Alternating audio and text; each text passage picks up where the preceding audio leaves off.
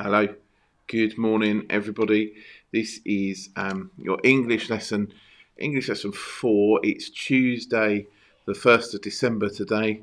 A virtual pinch and a punch for the first of the month and no returns for you all. If you're watching it past 12 o'clock from past midday, please ignore that. But welcome back to another week of virtual learning. I know we met with some of you yesterday.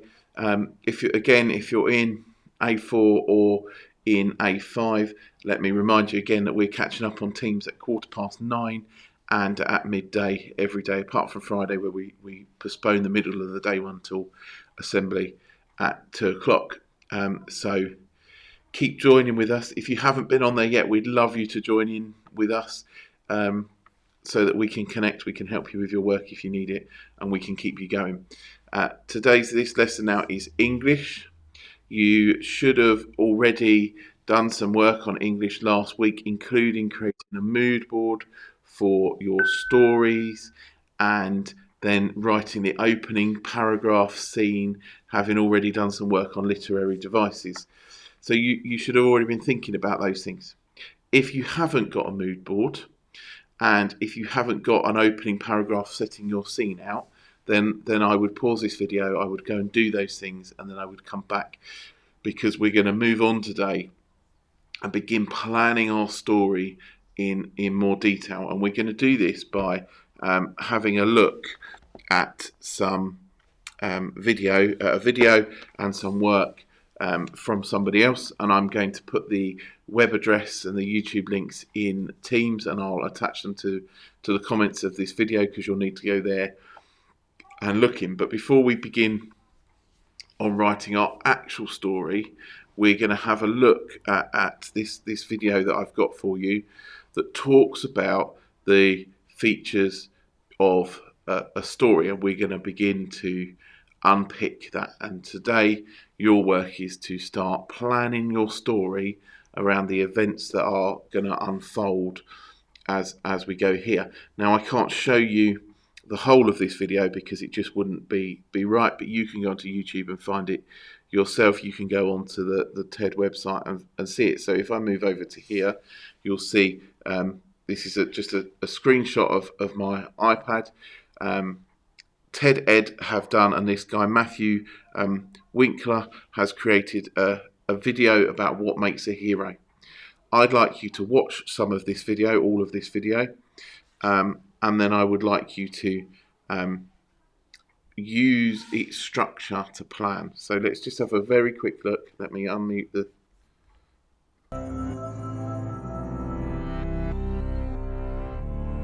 I want you to watch this video. In fact, I could probably put it into the full screen for you. There it is. What do Harry Potter, Katniss Everdeen, and Frodo all have in common with the heroes of ancient myths? What if I told you they are all variants of the same hero? Do you believe that? Joseph Campbell did.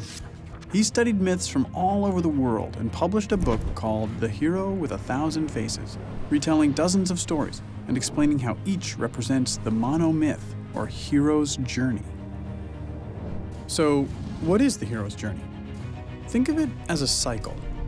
The journey begins and ends in the hero's ordinary world, but the quest passes through an unfamiliar, special world. Along the way, there are some key events. Think about your favorite book. Okay, I'm not going to play any more of the video because I want you to go away and look at it. And when you look at it, I want you to watch it twice through at least. The first time, just watch it. The second time, watch it through, maybe make some notes. We're going to come back to this diagram in a little while, because this is what I want you to use to create your plan for your story. So today will be about planning the story. Tomorrow will be about writing a first draft, and let me set expectations high. I'm expecting most of A5 to write at least 3 A4 pages, and ideally you would type some of that up. So you're talking about size 12 font maximum on a computer. We're talking about 2 to 3 pages, 5 to 750 words maybe. Now that sounds scary, but if you break it down into these 12 different areas that we're talking about here, then it's going to take you that space, and you might need longer. So today is about planning, tomorrow is about first draft, and Friday will be about evaluating that draft, looking through it, purple penning it, extending it, using your literary devices to make it and improve it. And maybe on Friday we can share them, and we can do a bit of peer assessment via Teams or via email, because that would be even better. So we'll come back to this diagram in just a moment. But what I want you to do is, when you've been on this thing, you've watched that video through a couple of times, you've made some notes on it, I want you to click on the thing that says think. So can you see on my iPad there, there's a word that says think. If you click on that think, there are then in the box to the left, there are a series of questions. There are 8 questions. They're all multiple choice. Will give you different answers for you to put in. It might be a bit little on your screen as you're looking on YouTube to see it, but when you go on the computer and you watch it and you go onto this website, you'll be able to see them and answer those questions. So watch the video twice over. Make notes the second time. You can watch it as many times as you like, but as a minimum twice. Then answer these questions. Then plan your story. And so I want you to plan your story using that that chart. I'm going to see if I can find it, because I didn't prepare it. There we go. So let's put it up. So here it is. Let's see if I can make it a bit smaller so you can still see me. So this is what I want you to do. I want you to plan your story starting with the status quo, starting with what the place that the character lives in is like, what their job is, or what they do for it. So it might be they're at school, and it's a boring school, or it's just a normal school and they've got friends, or it might be they have a job. If you want any ideas about this, spend a few minutes looking at as many different hero films as you can think of. Think about Spider-Man. Who is Peter Parker? What's his life like beforehand? What's he doing? He doesn't just turn into Spider-Man overnight. He's a normal young man that goes to a normal school and lives with his auntie. There's a bit of a background and a history there. And it's the same for all of the superheroes. Think of our Hunger Games book with Katniss. She lives this quite a difficult life that she's got, but it's ordinary, it's relatively boring, but there is a struggle. So I want you to use this diagram to add to it, and round the outside or down in numbers, planning what your story is going to be like. So if we go over to the whiteboard, let me just do that, and let me come back a second. You can't see why, but I just need to move the sheet. Right, let's go over to the whiteboard. I'll move this smaller, and I'll see if I can avoid it with my writing. I also haven't prepared a blue pen, so hopefully there's one here. Yes. So let me have a look. If I write on this bit, you can see. So in your plan of your story, you're going to start with the status quo. So the status quo just means what things are like normally.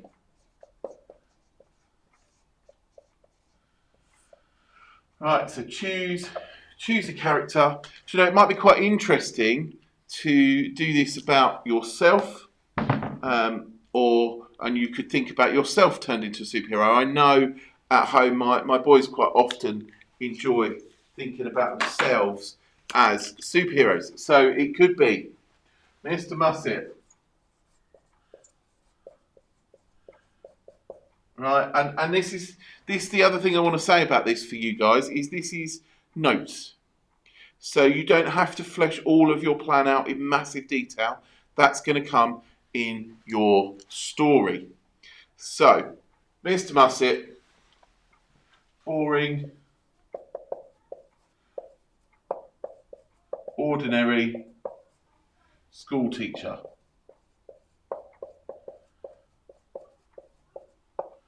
Right. What else can I think of? Lives in, right, we're going to say run down, let's say shed in school grounds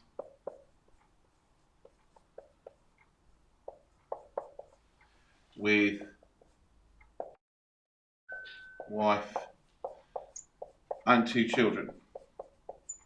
Now that's just my sort of status quo. I might also like to say goes to work every day, teaches, and I could say, I could say he hates it or he loves it, whatever.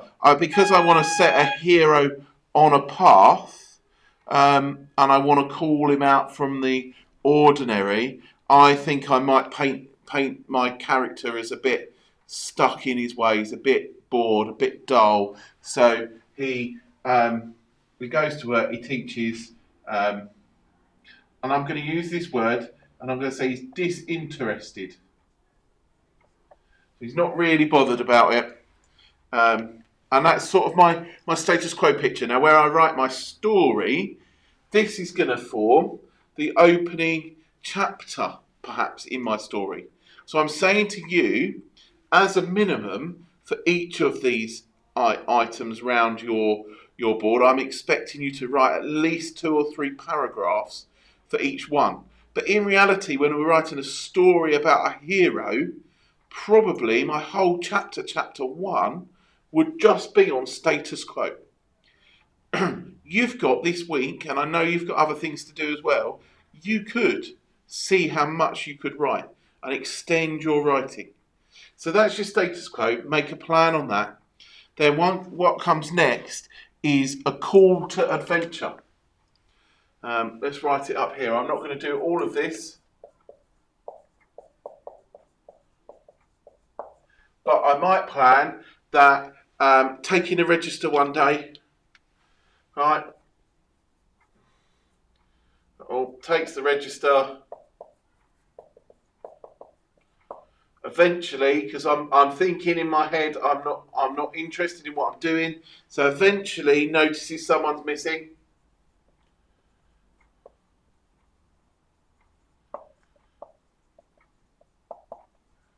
Right, goes to find them. Falls down a hole. And then then I'm going to be sucked into another dimension.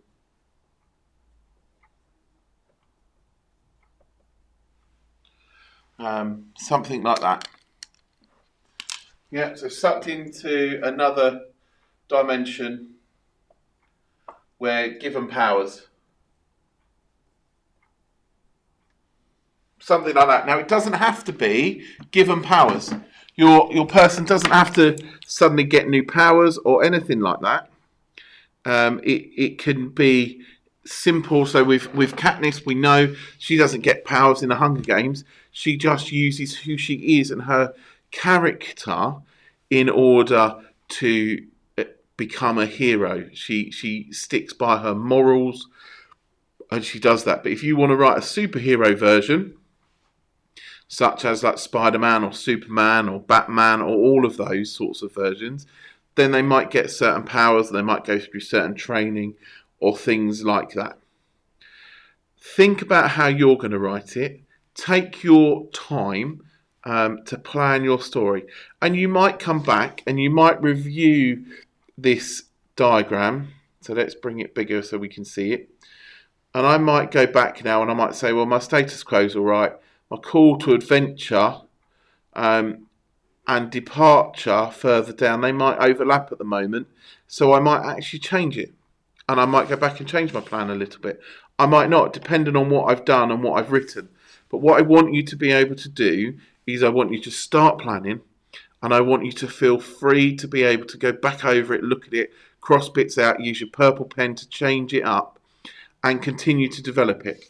All of the best writers, all of the people that write for a living and earn their money out of doing it, write good stories, they write and they correct and they improve. They use structure to their writing. So connect and watch the video on YouTube from TED Ed, because it's really helpful to help you do that. It also gives you some more ideas. But please, when you do your work today, sit down and know that you're sitting down for a while to thoroughly plan it. Please don't send me work after 5 minutes of effort. Please don't sit there and not do anything and then tell me that send me a message saying you don't get it. It takes time. So I suggest to you that actually today's lesson should be an hour long. You should spend no more than 20 minutes doing the first bit, watching the film, asking those questions. So spend at least 40 minutes on this plan. But that is probably only going to get you to maybe number 4 on your plan if you spend 40 minutes, because each one probably is going to take 5 to 10 minutes to do, at least. If you've got access to a mobile phone or a watch or something like that, why don't you time yourself for each one? So, right, I'm going to write the status quo now. I'll set a stopwatch for 10 minutes and I'm going to do nothing else for 10 minutes but think about that status quo. As I say, we've got 3 lessons this week, but this is probably going to take you more time than the 3 lessons allow you for. So do this as best as you can. We'll carry it on tomorrow and then we'll be planning our story. I'm probably not going to do another YouTube video for English this week because I think you've got enough to be getting on with now, because once we've done this plan that you can see there, when you've planned it out according to all these steps, I want you to write your story according to the plan. And I want you, as I said, to write at least 3 pages. And that needs to be fairly small writing. If you're writing it on paper and your writing is big, then you're probably going to do 4 or 5 pages. If you're typing it on the computer, size 12 font maximum, about 750 words, about 3 pages. You can do it, you just need to take your time. Set yourself some mini goals in all of that. Planning first, using this diagram. Plan all of that out using this. Then write your first draft. Then later in the week, correct that draft and improve it. Always across this, use Teams to send me what you've done, or use my email address to send me an email. Let me know where you're at, what progress you've made. Send me your work if you want me to mark it and give you some indication of where to go next. But please don't send me work if you've only written a paragraph, unless it's just to say, am I on the right track? And I can say yes or no. I don't want to see work from anybody where people haven't put effort in. But I know that you're all going to put lots of effort in. Have fun with this story. Use the stuff that you've got. Use Teams. I'll put all the links on Teams that you need. Good luck. And I am going to connect with some of you now via Teams in about 15 minutes. So I'll see you all soon. Take care, everybody. Get working.